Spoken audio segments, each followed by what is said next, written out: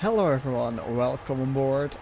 This is Too Far Flying, and I would like to wish you all a very welcome on board of this flight from Dallas Fort Worth Airport to New Orleans, Louisiana.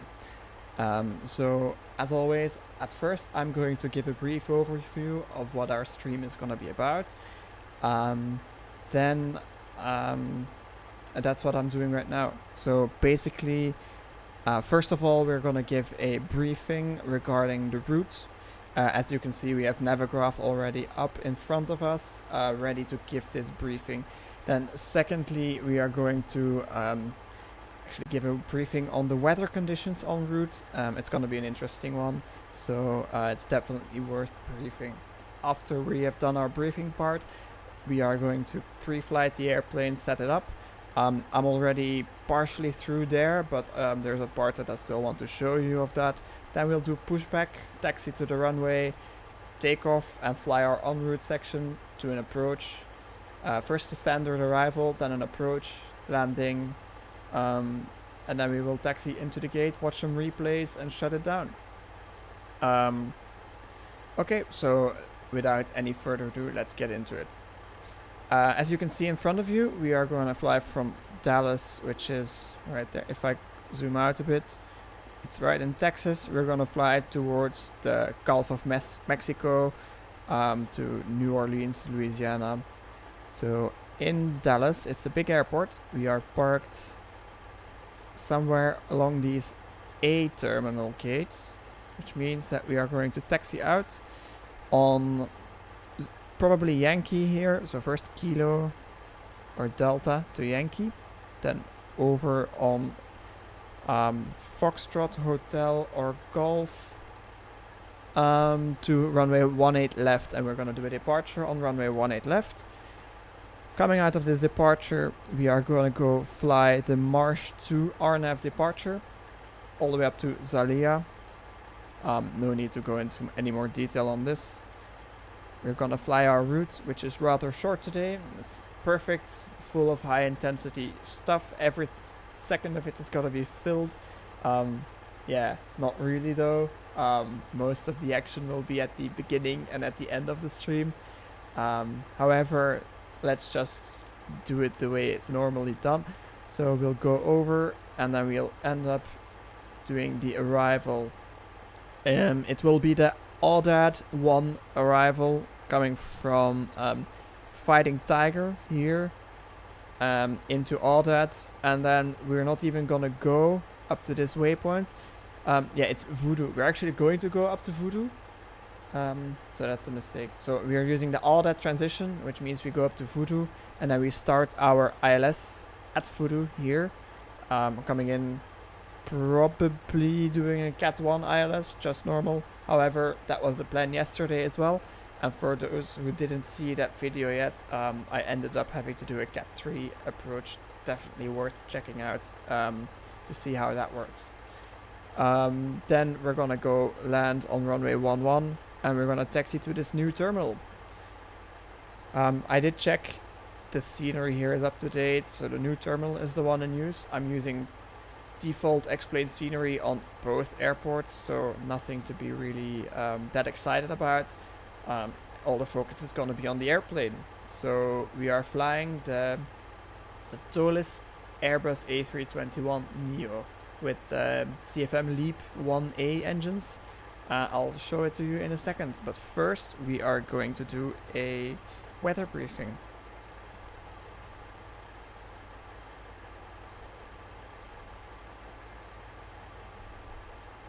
Alright, I am here in my weather briefing webpage, and as we can see, we are going from Dallas to New Orleans, and the forecast shows that this area will be covered by rain, and you see that this front is to the south of what we're actually going to be flying through.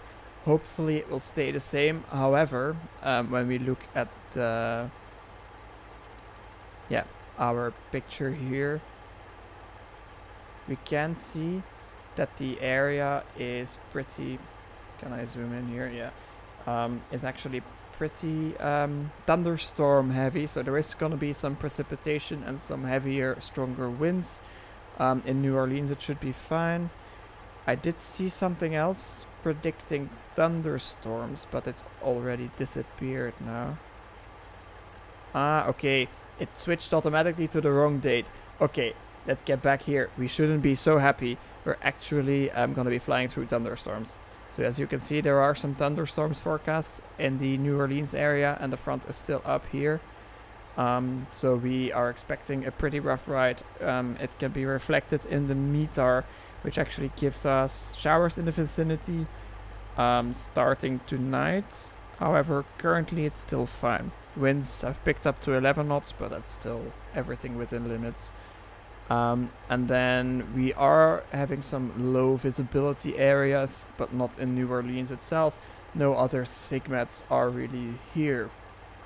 So basically that's briefing done as far as I'm concerned.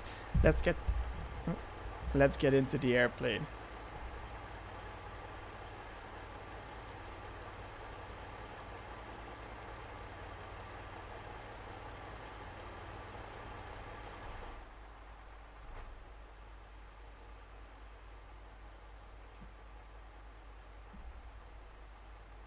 So, hello everyone, welcome back to this airplane.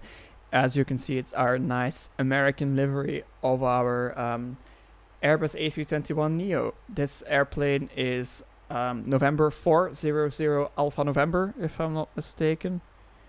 Yeah, and it's based on a real life Airbus A321neo that American operates.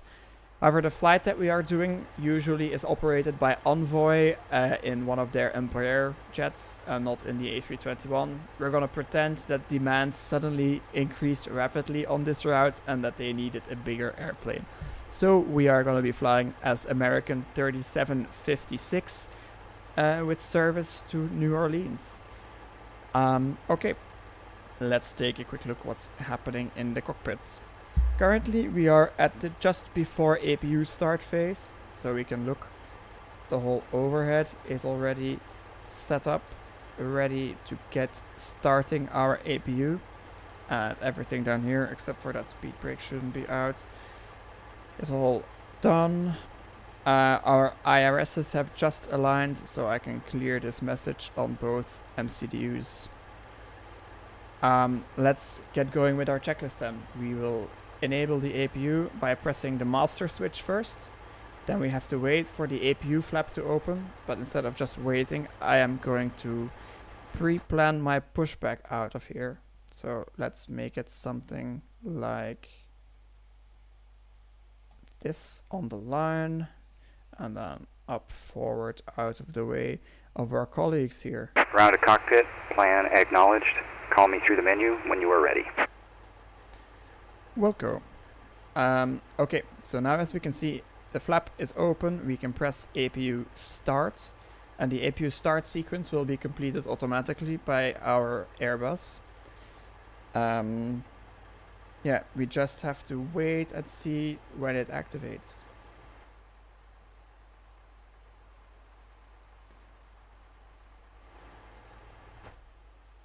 As the APU is lighting up, I'm going to dismiss our ground handling. Since we are nicely loaded up already, we are carrying 217 passengers today. Not any cargo, I think 300 kilos of cargo, so it makes our zero fuel weight 71.5 tons, if I'm not mistaken.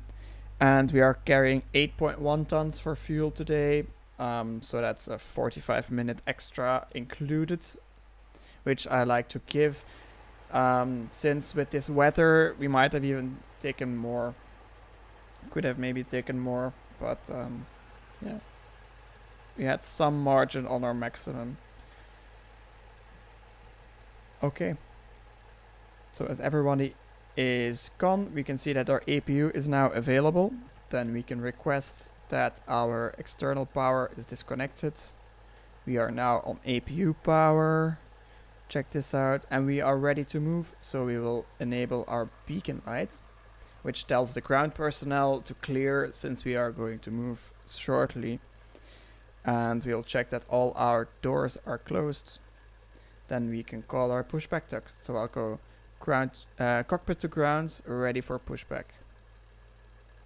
Ground to cockpit, tow is driving up.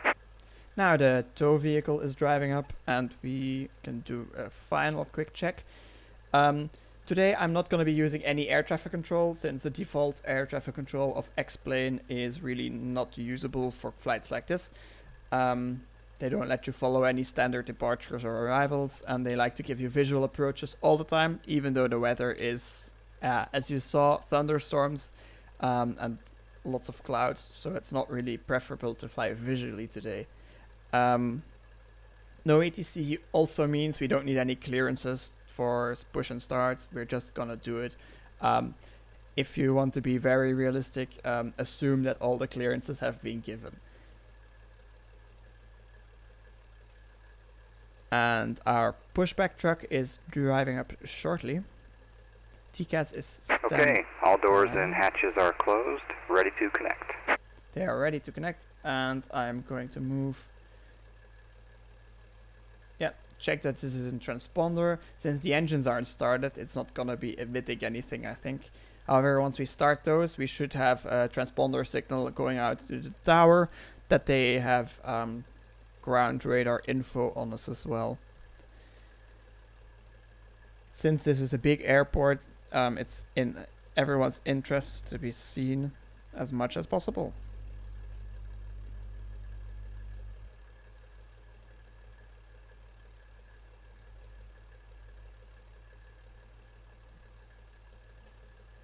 So connected and bypass pin inserted. Release parking brake. Alright, we'll go and release the parking brake. Starting pushback, and you may start engines. Okay, let's go engine start procedure. We will go ignition start on our start mode selector. And we'll check all data as nominal. We are moving, and then we will go starting number one, starting number 2. Yesterday I did hear something about NEO starting their number 1 engine first. However, I didn't see anything in the procedures that ToLiss gave with the airplane, so I'm just gonna do it like this. Oh, okay, I see. APU bleed wasn't turned on yet. So we're gonna go starting number 1. Starter valve is open, N2 rotation. So what happened? The engine needs air to start, and we get the air from the auxiliary power unit. However, I didn't switch the bleed air on yet, so there was no air to start the engine.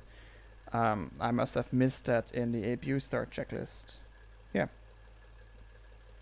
As this happens, we are monitoring, so ignition and light off has already happened now. And we're expecting our N1 to increase. And once that gets to about 20% and our N2 gets to about 60%, it's gonna go to stable engine. First, we have to watch for the starter valve to close. Starter valve is closed, and now the engine is completely running on its own. No more external air is used. And the engine is stable, so start engine number 1. We will go engine number 1 master switch on. The same things will happen here. However, I like to look outside for this engine start since we have a nice view from our wing.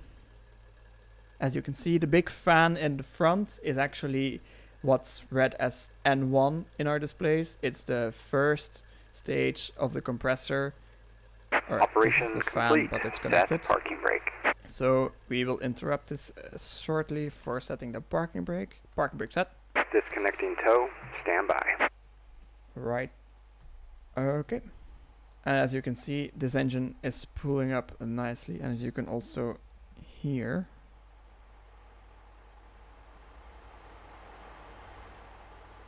so I turned down the volume a little since our pushback guy is very loud compared to the airplane. And the engine is stable, so we'll go after start checklist. Engine mode selector normal. APU bleed off. And engine anti-ice. What's the temperature here in Dallas? 11, so we don't need it yet, but we are standing by on that. So is disconnected and bypass pin has been removed. Hand signal will be on the left. We'll see you next time. Have a safe flight. Looking for you on the left, and see you next time. Bye bye. Okay, so the tow truck driver is now going to drive away, as you can see. He's gonna park to our left, and he's gonna show us our nose wheel steering bypass pin, which is to prove that he has removed the pin and that we can move off ourselves. If they leave the pin in there, it disconnects our steering, which is a bad thing. Okay, there is our pin, so we are clear to start moving hydraulics as well. We'll go speed brake armed. So we pull up, wideband is showing, the speed brake is armed. Then we'll go reset our rudder trim to be sure, and we'll move flaps 2 for takeoff. So the flap lever to 2, and you will see that 2 is selected up there. Anti-icing is already done, and then we can go